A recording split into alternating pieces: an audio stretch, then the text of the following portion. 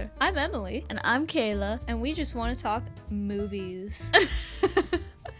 And today is our protest episode. Right?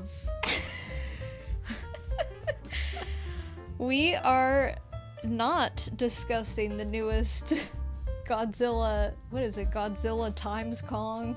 Yeah, Godzilla X Kong. Because we what's the word? You're gonna anger a lot of people. We doth protest the way that Godzilla vs Kong concluded. Oh, yeah, for sure. We are Team King Kong all the way, and today we're going to talk about why King Kong is the best and has always been the best. Yes. And should have won the battle. Whoever made that movie hates Kong. Yeah. And we vehemently disagree. Yes. So we're going to go through all the King Kong movies we like from our childhood and from the present, and why we like them, and why King Kong is awesome. And possibly talk about why Godzilla sucks. Yes, why he should not be the hero No. of the films. What message does that send to children? The lizard one. Okay, but first, we're gonna do some news, as always. I don't have much, except that Red, White, and Royal Blue is said to be getting some Emmy nominations, which makes me very happy, and which will have me tuning in for the first time ever. When to are the Emmys. No clue. We haven't even gotten the official nominations yet. Oh, so you don't even know for sure if they will be? No, but they're a hot prediction. Yes. So yeah, that's all my news. That made me very happy. And my news is, you guessed it, Stranger Things filming news. But it was dry the past few weeks, so there's not much to say. Firstly, we have more pictures of Will. This was like paparazzi pictures. And he looks not good. He looks pale in the face. So something is amiss in the Byers boy mind. I was gonna say the Byers family, but I was like, it's just Will. Everyone else is fine. Then we got more on the Stranger Things broadcast channel. Pictures from behind the scenes, just basically of like special effects stuff. There's like a fake Demogorgon head. One of the Duffers is standing in front of a bunch of monitors. And we have an interesting video of, I believe they're like testing out lighting and like lighting effects, like the blinky thing that they always do. But it is in the Rainbow Room. And you'd think that we're done with the Rainbow Room after season 4, but we might just be back for a flashback or something else. Probably just a flashback. I don't know. Does the Rainbow Room still exist? There have been a lot of photos of like vines at the lab set. So I'm like, maybe they are actually going back there physically, which would be really cool. I didn't even think of that. The Rainbow Room still exists. They can go back there. We can go back and play Plinko. Yeah, well, my favorite game. It might have been destroyed. Oh. But maybe. Anyway, that's pretty much all that they have shown us since I last checked in. And that's all I have as far as news goes. So we will just jump right into the topic. So we are going to start with the classic 1933 King Kong. I want to play like the old Universal music. Was it Universal? Good question. That's the question. It has to be. It's a monster movie. How do I not even know? RKO Pictures. I was right? Yes. Bruh. Never mind. RKO Pictures. Alright, anyway. Okay, anywho. RKO. Fay Wray, the first Fay Scream Wray. Queen. Yes. Who was not a blonde in real life. She wears a wig in this movie. She was a brunette? Yes. I can see the picture of her now. She looks like a brunette to me.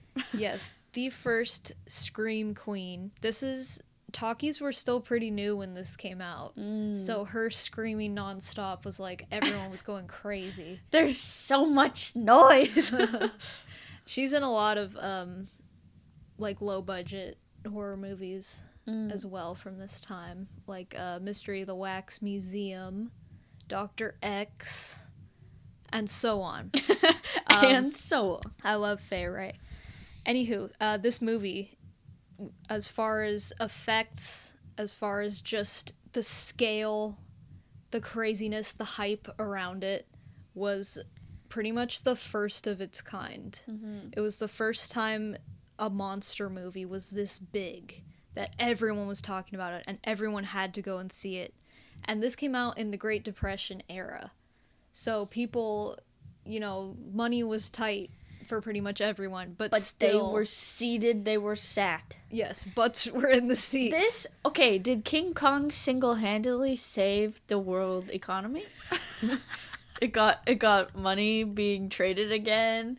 Possibly. I mean, it stimulated the economy. I mean, it stimulated the economy a lot. That's for sure. We need to investigate this further. Yes, but I mean, film in general, and like anything, the arts, entertainment. Whenever there are hard times, people are always going to pay for entertainment because it's an escape from. Which you'd think, coming from someone who has taken economics classes in college, you'd think that it would be the opposite because it's not an essential good.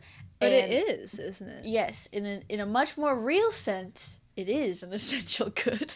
It's funny because we're the economy right now, we're not the best, and no. people are not buying things that are essential to their homes, like a water heater or a furnace, for example.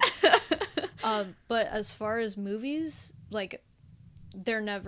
people are always going to want to go to the movies. I also want to feel escape like the world. Yeah, we're in an age where media is always there in our face as well. It's just such a much bigger part of our lives than it was back then even.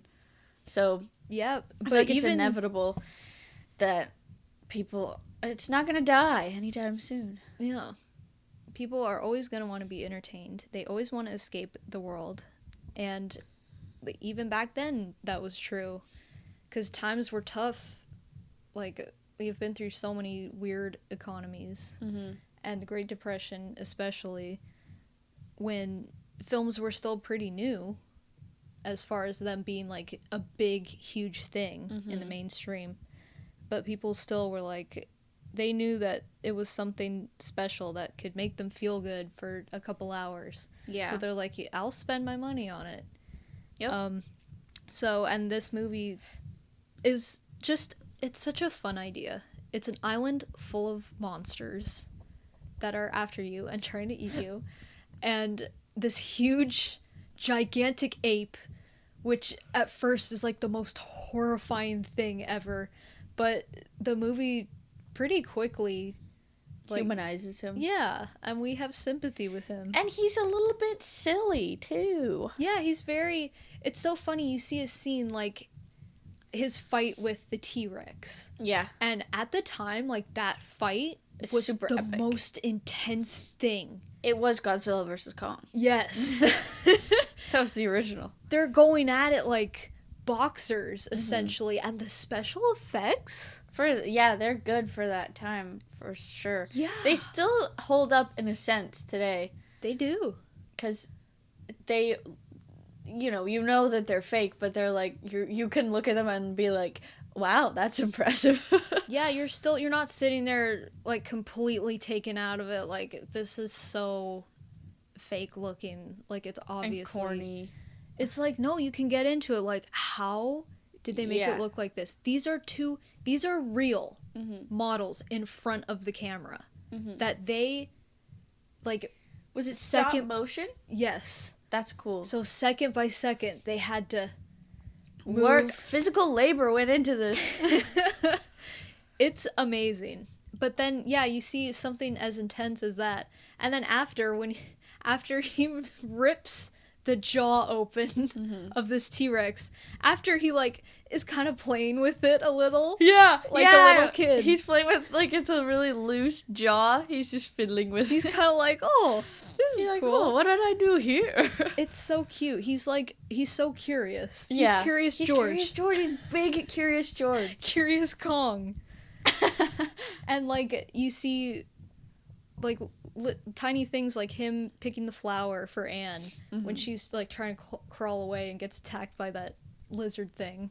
You see him just off in the corner, like, picking a flower for her. And it's so cute. It's so, yeah. And you're like, you see quickly that he doesn't want to hurt anyone. He doesn't hurt anyone until they come after Anne or him. Now, does he hurt the people who live on the island who they've been sacrificing? We don't really know.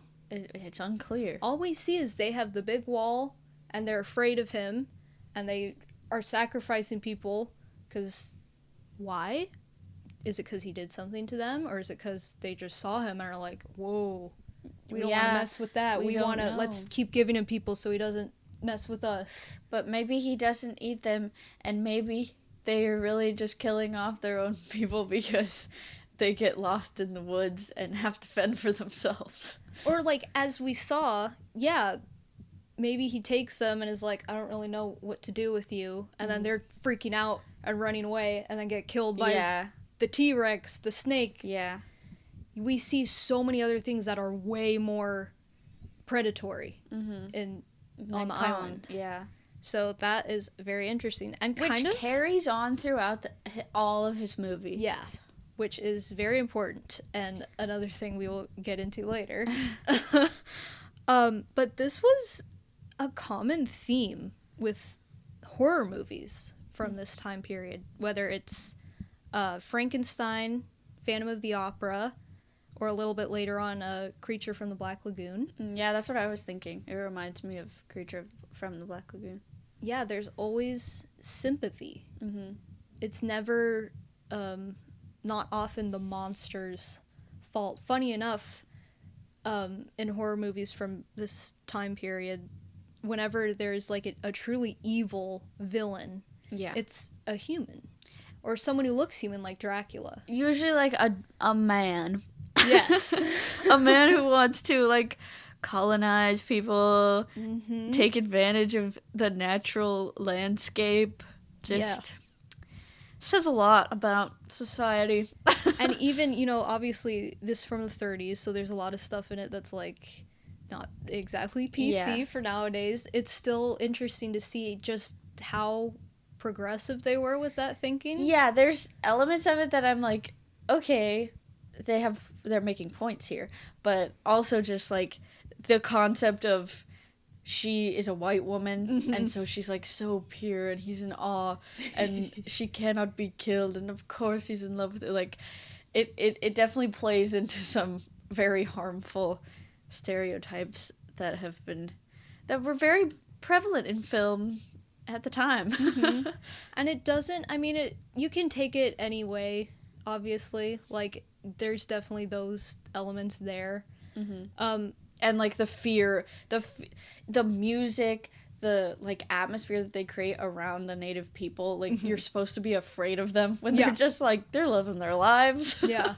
But to be fair, towards, like, the middle of the movie where the people all come to try to rescue Anne, they, like, work together with the natives. That's true. So that was interesting as well. But yeah, definitely, like, stereotypical, like, visual representations as well. Definitely. And as far as, like, yeah, there's definitely the overtone of, like, Anne being, she's, like, the pure, the golden-haired woman. Yeah. And that's why he likes her better. To me, I always took it, even when I was younger, I always thought it was because he just had never seen, like, he'd been on this island with people with dark skin his whole life, so that's all he knew. He's like, yeah, that's but how it is. I don't know if he didn't react in the same way to a white man. So it's like, but the white men were coming to take Anne from him and attack him. That's so true. He's like, oh. But I also don't think that if a man were put up well, I mean, there was a reason they were sacrificing women in the first place. But if a white man were put up there, like, in the audience's biases and the people who are making the film, you wouldn't look at that in the same way. Like, a man isn't the pure thing not to be taken away, and, like, you have to protect them. No, the white man is the Screw him. They're the powerful. You just eat 'em. ones. Yeah. Well, and yeah, that's definitely goes into, like, representations of women from the beginning of time. Yeah, and racialized representations. Mm-hmm. But it's also just, I don't know, I find it kind of funny that he's just like, it's kind of like a Barbie doll, you know? That's true. It's like, a new Barbie I'm so doll. fascinated by this. And can we all be honest, Kong is just a ladies' man. Yes. He doesn't give a crap about men.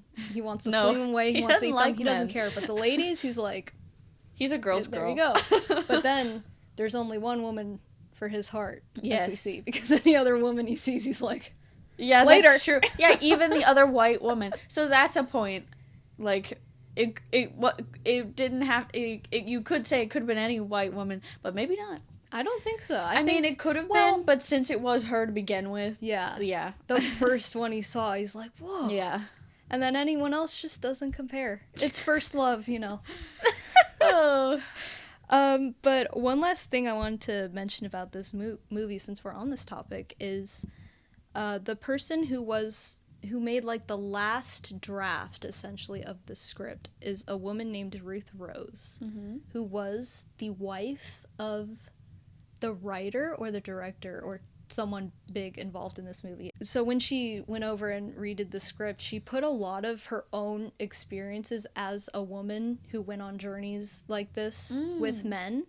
So a lot of it is very accurate, we can say. I feel like, yeah, comparing the 30s one to the 70s one, the way that the lead female character is written is surprisingly better in the 30s one than the 70s one, which has always been like, that's odd, but that makes a lot of sense. Yeah. There's clearly lots of male writers in the 70s one. Yes. The 30s one, I can see that there would be at least one female writer. Yeah, I think she put a lot of herself into Anne, it seems like, because the relationship she had with her husband, I think, was similar to the romance in this one. I'm sure they were very happy together in real life. I will not make any assumptions. Very much hope. But yeah, that's interesting. I love Anne. I've always loved Anne. Yeah, ever I since like was her. little. Anyway, I'm so sorry if I'm sniffly. My allergies. Emily turned on the fan, and that instigates my allergies. It's hot in here, okay? Okay, so we're going to move on now to the 70s, the 1976 remake. Yes. The Still my horny least one. favorite. The horny one, that's for sure. The horny one. I hated this movie as a child. You hated it? I did. Huh. I tried to like it because you liked it, but I was like, this was not good. And I feel the same way. I can appreciate parts of it, but I remember being so annoyed by the lead female character because she was so male gaze. Like, it's incredible. And even as a child, I was like, I don't relate at all. And I feel the same way now. We have Jessica Lange in this one. No hate towards Jessica Lange. As Dwan. Dwan. Not Anne. I do think that I will say, she does have some funny quirks that they gave her, which, in my mind, I immediately flagged as, oh, this is a man writing and be like, look how stupid women are. But I could also, look at it through my lens as like, oh, she just has she's funny. Yeah. She has some funny interests like astrology. She's a horoscope girly. Yeah. Which I was like, I don't know. I liked that, but I could also realize that it was trying to point out how dumb she was. Yeah.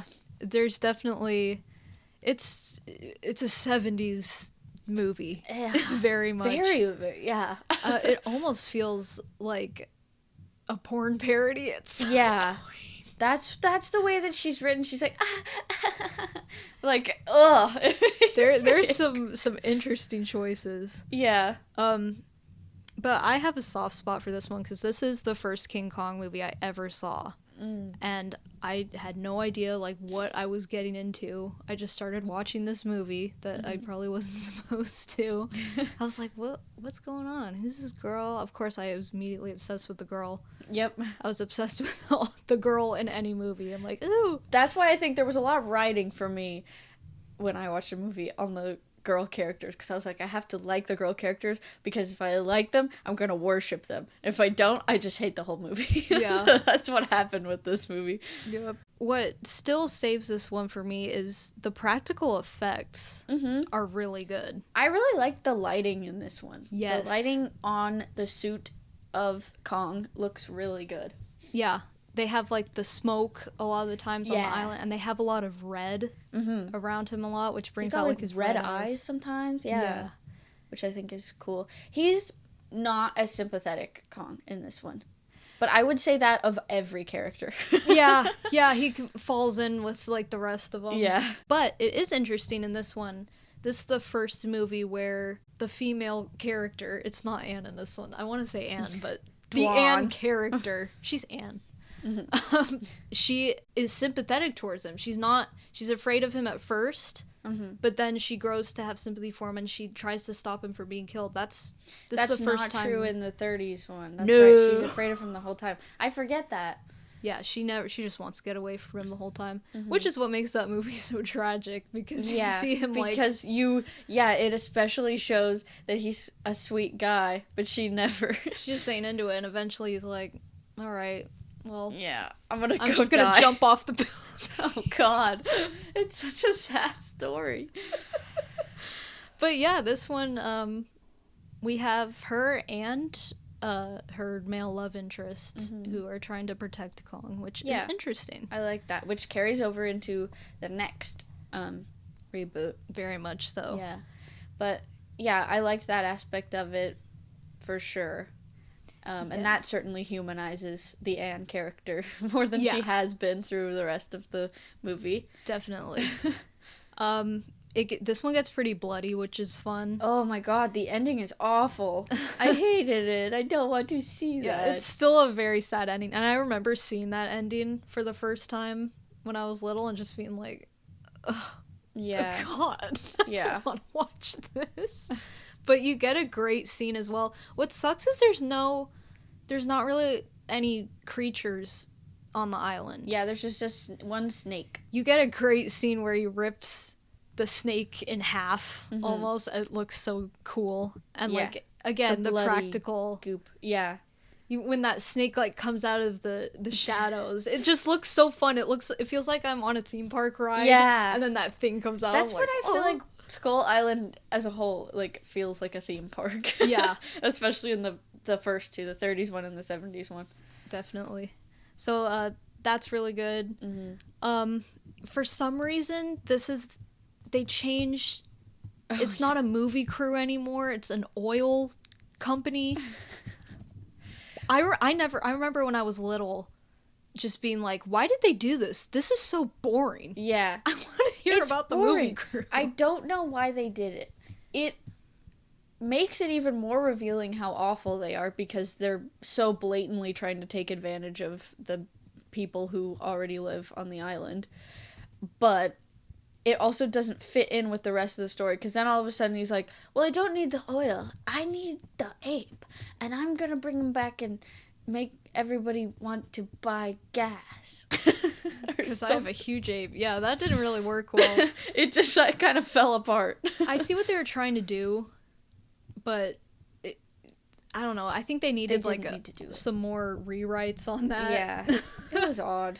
And then, yeah, the Jeff Bridges character, it kind of gets muddled why he's there, because he's a paleontologist, he says that he is. Yeah. Something like that. And then he becomes a photographer. And then you don't see him do any paleontology, except he kind of knows what he kind of knows what the stuff on the island is, I guess. It's just him basically calling out everyone on their Everyone is stupidity. yeah, which is easy. You could do that even if you aren't a paleontologist, because these guys are such idiots. I give it a pass because it's Jeff Bridges, and it's better than the guy in the 30s one. Yeah. I think he was just a jerk. Yeah, I liked Jeff Bridges in it. He was fine. Yeah.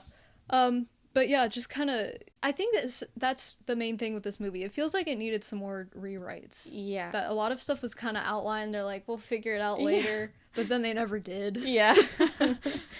But overall, it's a fun movie. Mm-hmm. If you want to see an actual suit instead of just CGI blobs, as we get today. Is there a suit at all in the 30s one, or is it all claymation? They, for like the close-up shots of his head, you know, it kind of looks goofy. And he's like, that was like a big animatronic they built. Oh, cool. I think. For this one, the 70s one, his faces are he makes creepy. some hilarious. I swear, he looks like a creeper. He's just like, "Wee." I swear some of it was like poking fun. I'm like, there's no way. Yeah, for sure. They knew what they were doing, but I was like, creepy. I don't like this Kong as much. Yeah, it's he's kind of more pervy than he is sweet. They very much lean into the does he want to have sex with her? Yeah. And it's kind of like, okay.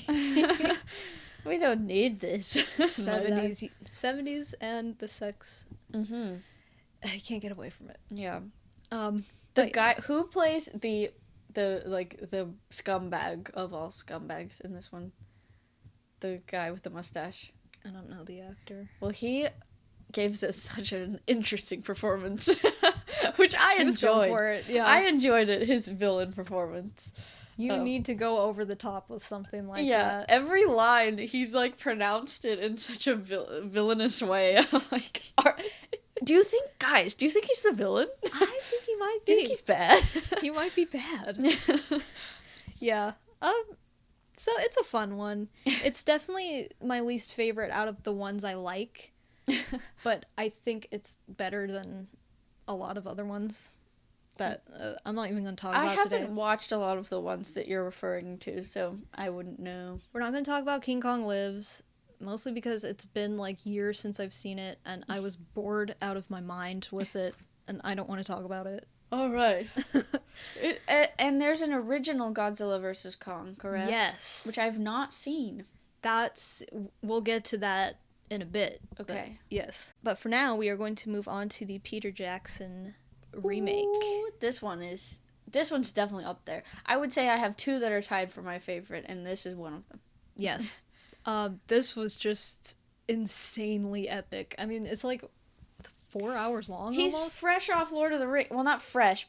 I'm sure when he was making it, he was relatively fresh off Lord of the Rings. This was 2005, and I believe. The last Return of the King came out in 2003. Oh, so okay. I would say he was definitely still in his epic mindset, and I could definitely see there are Lord of the Rings feelings in certain action sequences of this movie, and I'm like, oh yeah, we're back. Definitely.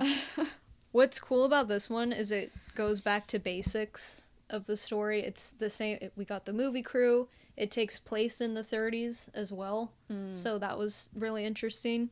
What I really love too is in the third act when they're doing the show, when they're revealing Kong to the world, they play the music from the original. Yeah, I love that too. That's Jack Black is the big bad in this one, and he's really good. I like him. It's funny. Yeah. Yeah, this has a great cast. Naomi Watts. Naomi Watts, she's beautiful, amazing, show-stopping.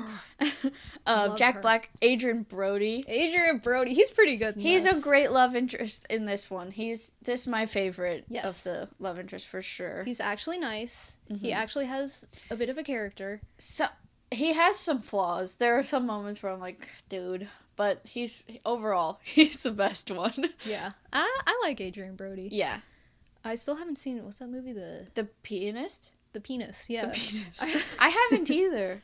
That looks sad. I need to. Yeah, I wanted to watch it, but then I was probably like, Every time I'm about to watch it, I'm like, I don't want to go through this. Anywho, we're not talking about The Penis. This one probably does, well, you could say the greatest job with the sympathy angle. Yeah. Like, as far as it really This one leans hits into me it. hard at Yeah. the ending, for sure. And it really isn't afraid of him for a lot of the movie, which was refreshing. Mm-hmm. She is at first, and then after that, she's just kind of like messing with him. She gets used to him super quickly. And they have like this, like they mess with each other. Yeah. It's so funny. Mm-hmm. And yeah, that was really nice that they added that. And it takes its time to have a few scenes with them, like on an emotional level, connecting. Mm-hmm. I'm not saying this in like a weird romantic way, but like just as someone has sympathy for King Kong finally. Yeah. She doesn't see him as this big scary monster. She's just like, you have feelings like I do, and you can feel joy and happiness and fear and sadness and all that. That was done extremely well. This is just a fantastic horror movie as well. There's some creepy creatures. There's some, like, I wasn't allowed to watch this when I was little, and I didn't understand why, because I had watched the 30s one and the 70s one. I'm like, why can't I watch this one? And then when I watched it years later, I'm like, okay, that's why I wasn't allowed to watch this one. It goes there a lot. Yeah. Some very violent stuff.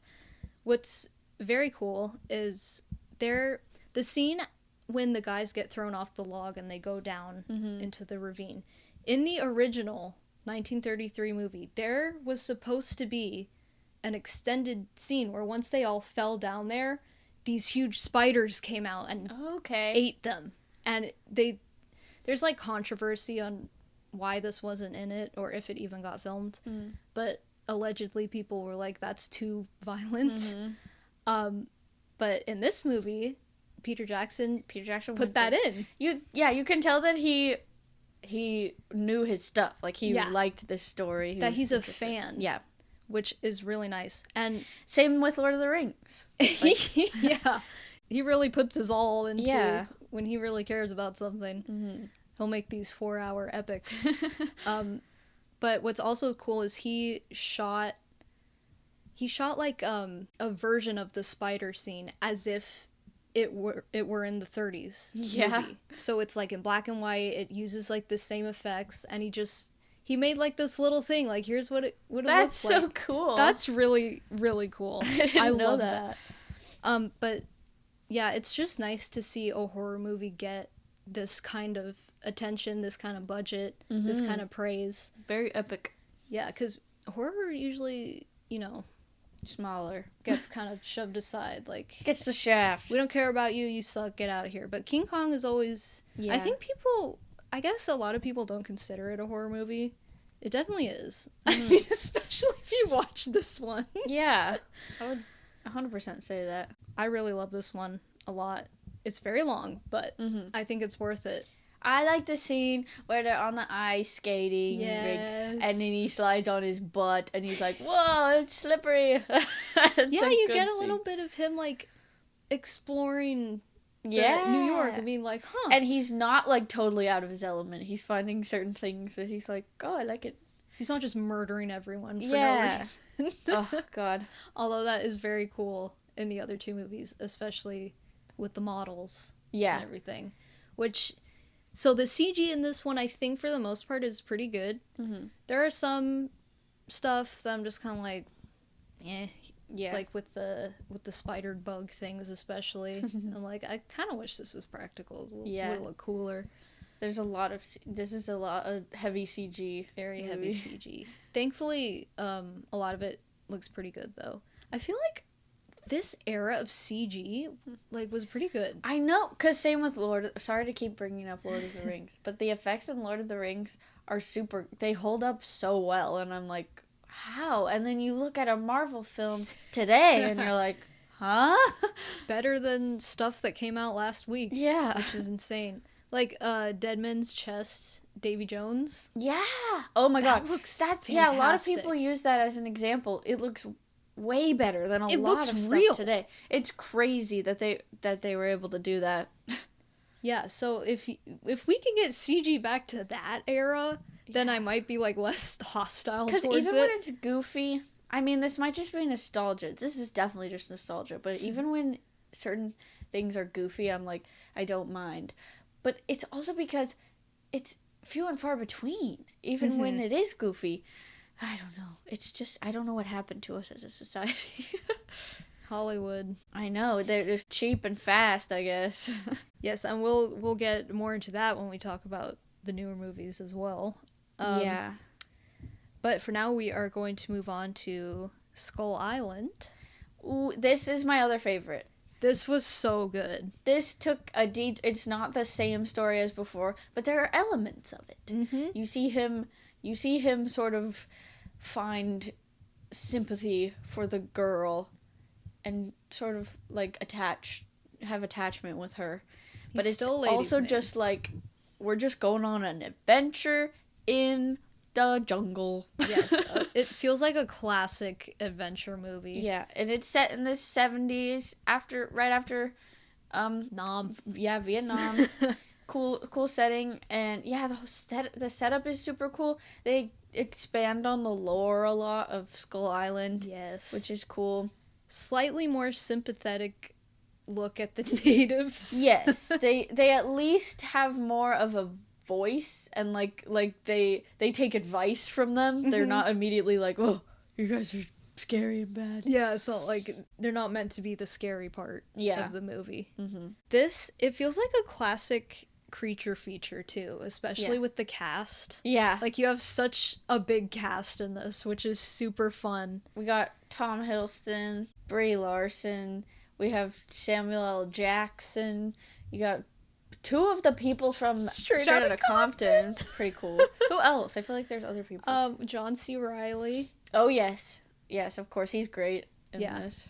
Yeah, you get just so many like, and the characters, they have like such fun personalities too. It's not just like, oh, we threw these actors in. So it's like everyone has a thing. Yeah, to it's do. fun. There's great action. The helicopter scene. Yeah. When Kong first shows up. Big. He is big in this one, When folks. I was in the theater, I'm like, oh my god. That was so good. We're doing this. You have some really fun gore too. Like, when they're walking through the woods. The sticks. Yes. Oh. I loved that. That part was so good. You get the classic. You get these like weird dinosaur creatures. The skull crawlers. Yeah. They're pretty cool. You get some fun horror-esque scenes. This is them. Much like the Peter Jackson film. There's like a bunch of different species of creature that they have to go through, which is super fun. You get to learn more about the world, which I like. And you get a great ending that kind of like nods toward the T-Rex fight where he rips. Yes. That was really good. Yeah, doesn't he rip his like spine out? Like, or his throat? His throat, esophagus. He turns him inside out. Yeah, it's crazy.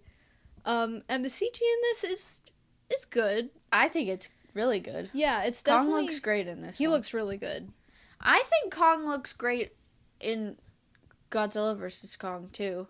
What don't you like about it? I feel like it's just, there's nothing about it that makes it stand out. I like how in Godzilla vs. Kong he's older and he has a little bit of an old man beard. I like that. Yes, so shall we talk about the new movies? Yes. Are we going to talk about like 2014 Godzilla on? So yeah, let's talk about just the concept of Godzilla versus Kong. I will say, I have not seen the original Godzilla. I really want to, but I've not gotten around to it yet. I saw the weird American dub of it. Oh, really? It's so weird. Yeah. I love the concept of Godzilla, and I don't mind Godzilla as a character either. Like, Godzilla 2014 I actually really like a lot. The effects in that movie are great. The lighting is great. The characters aren't bad. Like, and that is saying something for a Godzilla film. Because you can't expect much from the human characters in Godzilla films. Yep. But Godzilla King of the Monsters. That one, the humans are so bad. Sucked. So it kind of brings it down. But the fights between all of the Titans are super good. Mm-hmm. And I love, what is his name? Bagheera? Is that the three-headed? Oh, Ghidorah? Bagheera's Jungle Book. I was going to say, that's a Disney name. Ghidorah. Yeah, looks amazing. They looked... The yellow lightning, so good. There were some good shots. Yeah, I think Godzilla is great for fighting, like a great design character. You notice the design of Godzilla has not changed pretty much at all. There's a reason for that. Kong, there's variations, but Godzilla is pretty much the same. I think, he's got nuclear energy in him. He's like a manifestation of the atomic bomb. Like, he's an awesome character. Don't get me wrong. That's a groundbreaking film for Japan. Yeah. And the only thing is that he's got no human connection. He's just a villain because he's literally not a personification. A lizardification. A lizardification of an atomic bomb. So of literally the definition, you can't define horror more than that. Yeah. I mean, and yet they insist on making him the hero of these movies. I'm like, okay, we can admit that he's cool, maybe cooler than King Kong, maybe. I can agree to disagree on that, I guess. But you can't agree that he should be the hero of the movies. That's just insane. No. And the whole point of Godzilla vs. Kong is to see King Kong kick his ass. Yeah. No one, not even in Japan, in the original Godzilla vs. Kong, there's like, King Kong obviously won in the version released, and then there was another version released in Japan, like with an alternate ending, and King Kong still won. Japan doesn't want to see Godzilla win. Yeah, no one wants to see him win. The point, he's a villain. The point is you want to see him go away. You don't want the atomic bomb here. Return to the ocean. King Kong, as we were talking about, is not a villainous, predatory character. So what is the point of making them team up, first of all, which is dumb, and second of all, making Godzilla beat him, which are you trying to say, like, yeah, sorry, hope, smash it? I think the great part of Godzilla vs. Kong, and I wish they would have left it alone after that, is they do team up to fight Mechagodzilla, which is just great because you have to they are fighting against human intervention, which is the point of two creatures who are technically animals. Godzilla's technically an animal, which is great. But then they have to rub it in your face and they're like, Godzilla is gonna be the bigger person and walk away, even though he clearly could have beaten Kong. No. When the heck would he do that? Why would he do that? He breathes nuclear energy. Whatever. I don't understand. It baffles me. Maybe I just don't. Am I missing a Godzilla thing? I haven't maybe I don't understand because I've seen less Godzilla movies. Maybe I just don't fundamentally misunderstand him as a character. I mean, the thing I could compare it to is the Puppet Master movies. Anyone seen those? Probably not. But like the movies started off with the puppets as villains, very much so, and then throughout the series, like, people just loved them so much that they became the heroes. Yeah, I can see that. Did that happen with Godzilla? Probably. I know people who root for Godzilla. So, like, there's people out there who like him. But it's mostly because they're like, oh, he's cooler. But I'm like, okay, but... Why? Because he can breathe? Morally... As a moral to the story, why would you have Godzilla win? The whole point of King Kong is that he, like, overcomes, or attempts to overcome, people exploiting him. Mm-hmm. Which I guess you could say the same thing with Godzilla, but it's more of, like, we awakened him. Yeah. And so now it's our retribution. Did he have any mercy for anyone? No. I didn't think so. Except for Kong. Yeah, which is all like of a sudden. yeah, exactly, all of a sudden. I guess we missed that big character development. Yeah. Oh, Then we come Godzilla. to the new movie. This is where I can agree that the effects have gone too far in a few places. Oh, This looks like I'm reminded of Paw Patrol. The way I bet Paw Patrol kicks this movie. Yeah, Paw Patrol's great. Not to stomp on Paw Patrol, but it like looks like genetically modified animals, and with his new fist. You don't need to give Kong does not need you to make him a fist so that he can fight better. Like he's a Marvel superhero. He had exactly. He had an axe in Godzilla vs Kong, which I think was cool because that came from like his origins of where does he come from? Hollow Earth. Oh. That came from like his people, and then it could get charged up with Godzilla's nuclear breath. That was okay. But now the humans are making him... No, that's not the point. Humans are the... Like, King Kong needs so much of our help. Are you kidding me? No, he does not. He will crush you. He will smash you. No, he does not. They're so intent on making him... the weaker one. Yeah. I'm like, why? Are you that intimidated by him? I guess so, because he's the one who actually has a character. Yeah. Godzilla... When did Godzilla have a character? He's a lizard that was wakened by the atomic bomb and freaking annihilates people. Yeah. When did he have the emotional... King Kong is the one we are supposed to connect with as humans. Yes. Because we descended from apes. Yeah. I'm sorry if you don't believe that. That's fine. I don't care. But that's like true. the message of the movie. You know, like he's close to us and we can connect with him because... Mm-hmm. We're kind of like of the same thing. But and who's connected to Godzilla? No one. The atomic bomb, that's what. That is who he's descended from. Jeez. I just don't get it. I just don't get it. Maybe it's because I didn't grow up with Godzilla like I did with King Kong. Exactly. It could be that. There's also just... There's a baby Kong in this new one. God. And I'm like, okay... I like Baby Yoda. I like Baby Grinch. After that... I don't need Baby Kong. I'm getting tired of it. What is he, Prince Kong? Prince Kong! It's like Planet of the Apes. And they're using him for marketing material, like, super heavily, and I'm like, ugh. The whole point of King Kong is there is nothing else like him on the Earth. And then they make him a whole family. There's so many of them. Yeah, which is... I think it would have been cool... Like, where they ended it in Godzilla vs. Kong. They gave him, like, parents, possibly, who, like, died. And now he's like all that's left.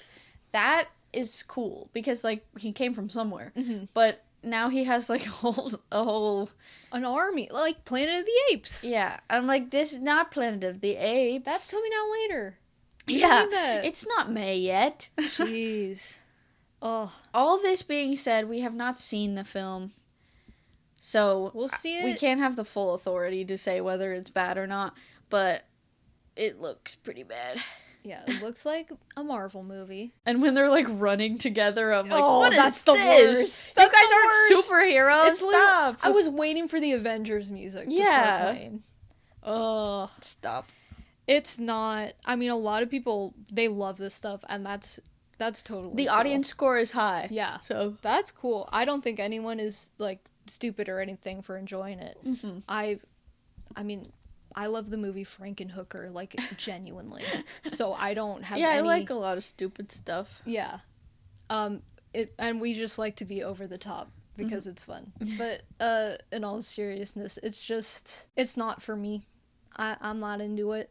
I tried. Now that Millie Bobby Brown isn't in the movies, I don't need to see the Godzilla movies anymore. And I will fully admit that. And you can judge me if you want, but that's okay.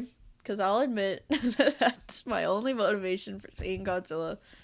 That's valid. Although I did see the 2014 one just because I was curious. And I, like, genuinely liked it. I heard a lot of people don't like that one. I don't know why. Have you seen it? I haven't. It's good. It's the best of the three, like Godzilla, King of Monsters, and Godzilla vs. Kong. It's the best of those, in my opinion. And we do still... And it's actually scary.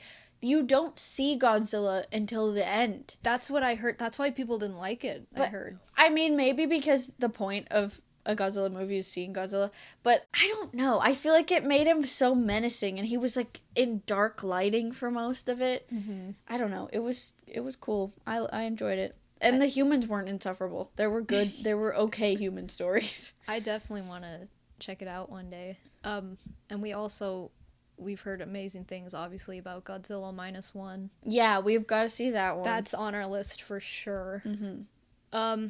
But yeah, I've heard that the humans in that one suck, but... Oh, really? Yeah. I heard the opposite. Okay, well, we'll see. We'll have to be the judge for ourselves. We'll be the judges.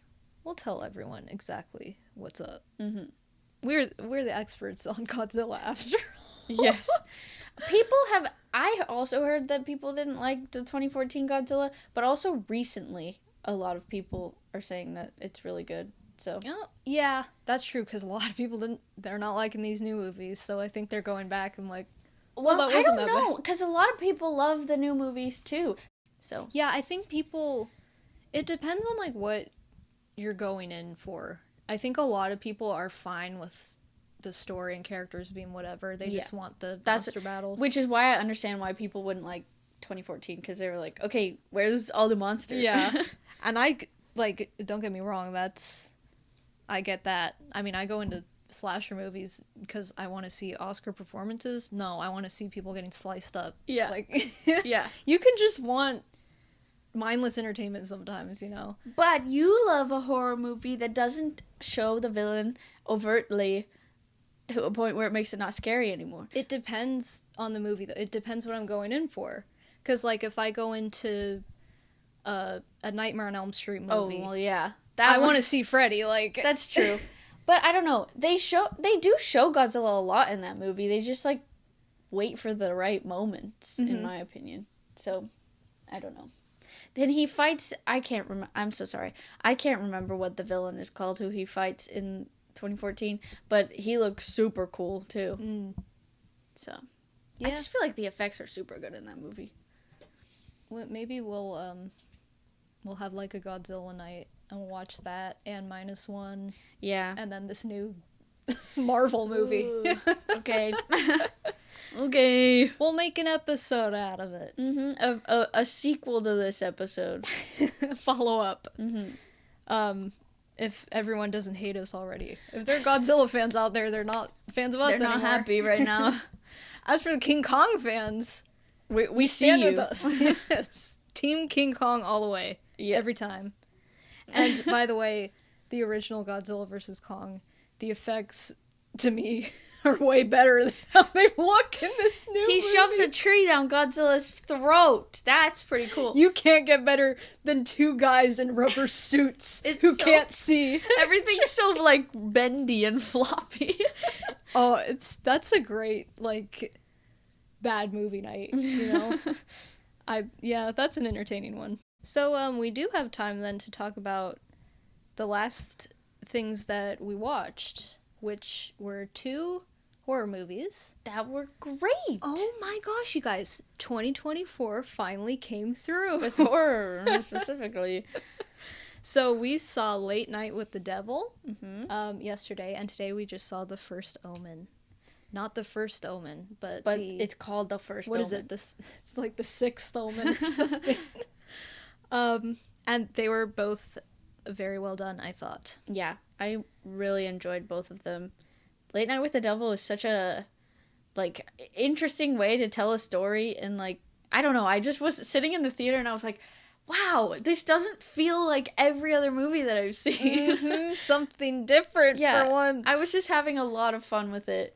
Really fun characters. Yeah, what I liked is I assumed going into it that the main guy, he's like a talk show host, so I was like, he's just gonna be a sleazebag the whole time, like, trying to take advantage of these people to get good TV ratings, which he was. But there's also, like, a super humanizing, like, he's likable too. Yeah. Even though, like, he basically caused all of this. Well, because the actor has so much charisma too. Yeah, I think that I'm so glad that they gave him a starring role in something. I've been waiting for this forever, because he's in so many movies as, like, the creepy dude who's just He's a there. great character actor. Yeah. I would say his name, but I'm don't know gonna his butcher name. it. What is it? David Dastmalchian? Okay. I don't know. He's great. I liked him a lot. And yeah, he is very charismatic, which helped. But also, like, I don't know, they humanized him a lot, which I thought he just made for a really interesting main character. Yeah. And there he's a horror guy too. Yeah. So I always super respect that. Even though he kind of got into the mainstream more, he still comes back and respects horror, which we love. He was in Dune. Like, Yes, this dude's everywhere. You'll see him everywhere. Yeah. But yeah, you have fun practical effects. It's very much, it gives a nod to Ghostwatch, the movie from the 90s that was supposedly the real television broadcast that showed a haunting and possessions and got, like, very much sued over it. But, I mean, I think a lot of people have forgotten kind of at this point, but that movie was, like, a huge phenomenon. Phenomenon or phenomenon? Phenomenon. Back at the time, because, like, everyone thought it was real. So it was nice to see them kind of pay tribute to that in a really fun way. There were some great, like, gross things that were going on. And it feels like cheesy in the best way. Yeah. Every time he was like, we're going to hear, after we hear from our sponsors. That was great. We're going to take a quick break. I was like, oh my gosh. There's great comedic timing. I wish that they had actually had a few, like, fakey commercials in this. I thought they were going waiting for that. Yeah. When it first started and it was like, brought to you by something, I was like, oh, we're going to get some great commercials, but they never did that. So that was something I wish that they did. That would have been fun. It would have been like WandaVision a little bit. Yeah. And today, we just saw The First Omen, which I was not excited for. I was assuming, because Exorcist, what is it called? Believer? Garbage. Greatly disappointed me. So I was like, okay, I mean, now we're doing The Omen. We were very skeptical. And the trailer that I saw didn't show much. But then, right before we went, I was like, okay, The Exorcist trailer showed a lot. And I was intrigued because it was a well-edited trailer. Then, this Omen trailer, don't see much about it, and there's not much in it. I'm like, this might be signs of good things, because the Exorcist trailer was signs of bad. And we were both enjoyed it heavily. We were large fans. We were large fans of this. I just loved the lore that they went into with it, and the main character was super good. I've never seen this actress in anything before, which, like, as soon as I saw her and I was like, who is she? I don't know her. And I was like, wait, I'm excited. This is a fresh face. Yeah, she did good. So I try to stay away from trailers nowadays because they show everything. And they just, like I said, they give you a false sense of what it's going to be. The only time I really see full trailers of stuff is when I'm in the theater to see another movie.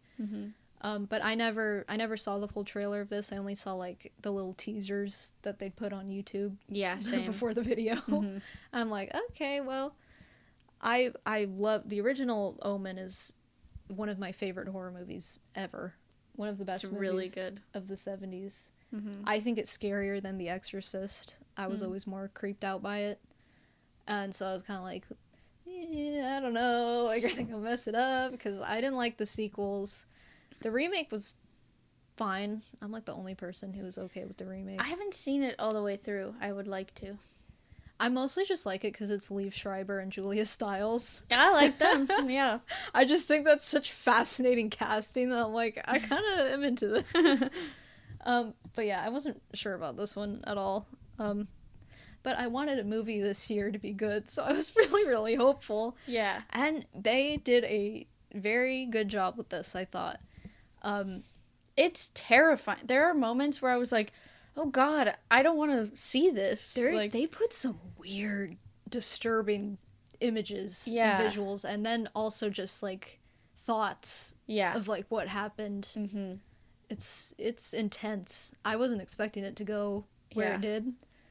But that was so refreshing, because horror movies nowadays, they so like to play it safe and go with the formula, like Imaginary or Night Swim. So yeah, this was definitely a breath of fresh air regarding that. Yeah, and it was super long. I don't know. Yeah, it felt very different. I was like, okay, I'm just like fully invested in this saga of what's happening right now. Yeah, they put a lot of effort in. It looked, the cinematography was really good. There were some really good shots. Very creepy moments, especially in a theater. Oh yeah, it was uncomfortable. I felt like I was watching Barbarian again, just like helpless in the dark, like I can't do anything. Scares that I was hiding my face from it. It was a really good theater experience. I mean, the only thing about it is like any mystery now of the original is just gone. Yeah, which I kind of knew as we were going into it. I was like, okay, they're just gonna explain it, which I'm like, okay, I'm here for. But I know that now it's gonna.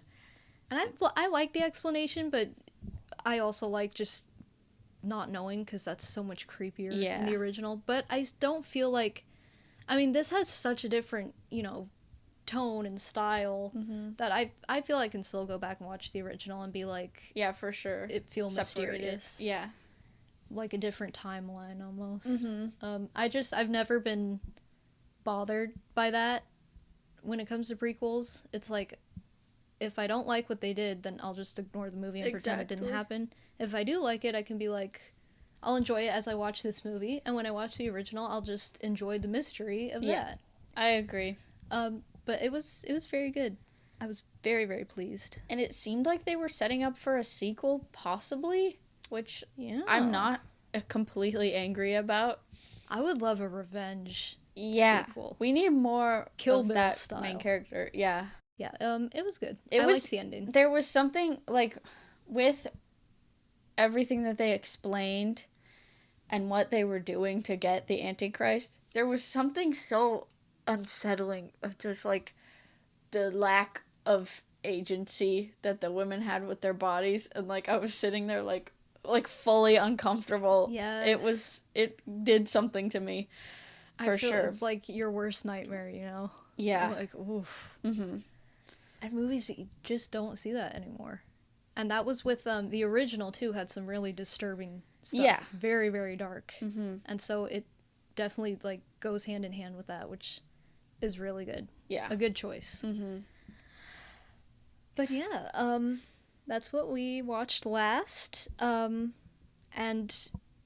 in relation with that, our next episode is going to focus on religious horror. Yes. Because we kind of have seen a tiny little resurgence of it. Yeah. Immaculate and The First Omen coming out, like, this. Did they come out the same day or, like, one a week Very after the close other? to each other. Yeah, so we are going to just kind of be discussing that, and then, obviously, religious horror movies. Will we have seen Immaculate by then? I don't know. Our theater is only playing it at like 9 o'clock at night, and we are not out on the town. But yeah, that's gonna be our next episode. I'm super excited about that. I love my horror. And I love The Exorcist. Yes, we're gonna talk about Exorcist, Omen, all that. Yes.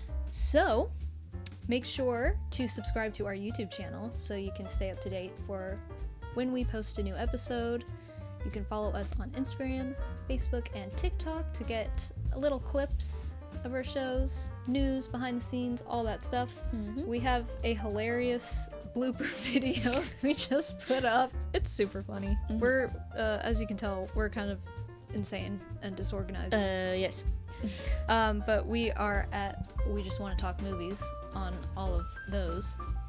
And thank you for listening. And we'll catch you on the flick side.